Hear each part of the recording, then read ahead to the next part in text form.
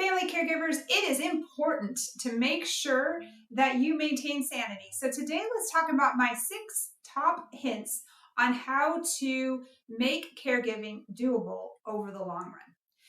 I am Nurse Karen, and I have owned my own care home for the last 10 years where 3 people live with me full time. So I've been in the trenches with you caregivers, taking care of people day in and day out. As a nurse, I have 30 years of experience taking care of people. So I have been there. And how do I maintain my sanity over the years? And the first thing that I want to tell you is that you've got to take breaks. You've got to find a way to get away from your loved one. And I recommend that you do that at least once a week. Try for twice a week, even if it's just an afternoon. And you might tell me, oh, I can't afford to hire anyone. Well, you don't have to necessarily hire that expensive caregiving agency. Why not hire the high school girl that lives across the street? That she can come over and sit and watch and make sure that they're safe. Maybe you can only do it for an afternoon because that's all you can afford.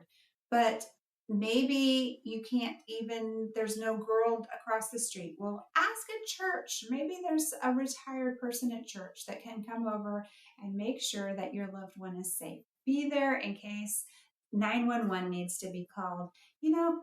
They can get by. Put on a night diaper so that they've got lots of absorbency and that person doesn't have to change them. But get a plan to get away. And I recommend that at least once every 3 months you take a weekend and get away for yourself. That might be a small camping trip, or it might be a night in a hotel, or maybe you go and visit your kids or your grandkids. But schedule that. Find someone that can come in.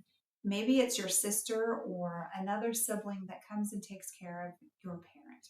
Or maybe you can have your parent go and stay with them so that you can get your house all to yourself. Sometimes that's the best vacation yet. Number 2 is to make sure that you have the right supplies and equipment to do the job easier. And I would just urge you to look at some of my other videos where I go over some of the things, like why you don't want the cheapest incontinence product, because that's going to cause leaks and then you're going to be changing the bed all the time. So I really look for making sure that I use the right beds, the right briefs, the right things so that my job is easier. Number 3 is to hire an expert. You might think, oh, well, I'm going to the doctor and the doctor is going to tell me everything that I need to know about my loved one's care. But here's the fact is that our American healthcare system is very busy, and you're lucky to see your provider for 30 minutes. Usually it's going to be an in and out 10-minute visit, and they don't have the time. And honestly, most of them don't have the expertise of having taken care of people as a caregiver to even know what to tell you to help you negotiate and travel this path with your loved ones later years. So hire someone like me. I do some consulting and help people figure out what they need to do. Sometimes it's as easy as helping people realize that it's time to call hospice. When you're in the thick of it, you don't oftentimes realize that that's a call that you need to make. And so having that outside person who's an expert can help you. And if you need a consultant to help you with that, then comment nurse down in the comments down below, and I will get in contact with you and let you know about my online or in-person consulting that I do to help people as they're traveling this path. Number 4 is to make sure that your loved one is living close to you. And because sometimes you're a caregiver and you're not with them in the same house.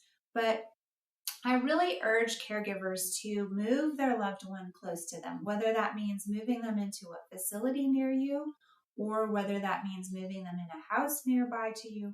but don't give up your life to go live where they are, because after they pass, you will be left with no life. And it's important, because this is number 5, to maintain relationships with the people that you treasure outside of the loved one that you're caring for. And what does that mean? That means like the friends that you've had or the church that you've attended. Make sure you keep going and keep visiting with those people. It might mean that they have to come over for a cup of tea at your house instead of going to Starbucks, but that is important. It's important to have those ties and those friendships, and also maintain the relationship with your spouse and with your children, because that is actually your primary responsibility. And a lot of times I talk to caregivers and they tell me how they've let the relationship with their spouse just kind of fall to the side because they just don't have any energy left at the end of the day.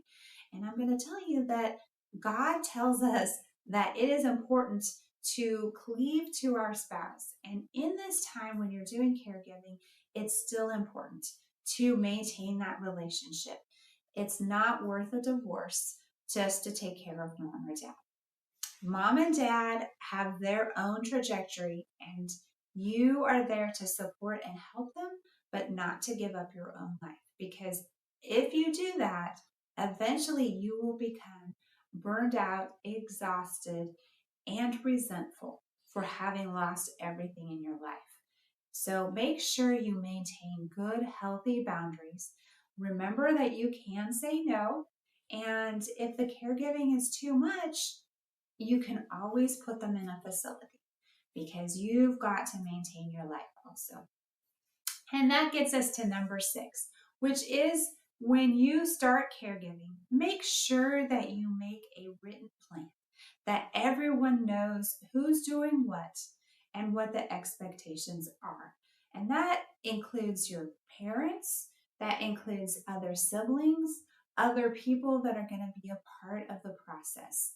And it's important to say, hey, if I'm going to be the primary caregiver doing all of this stuff, I need to be reimbursed in some way. Hey, mom and dad, you've got a large estate left.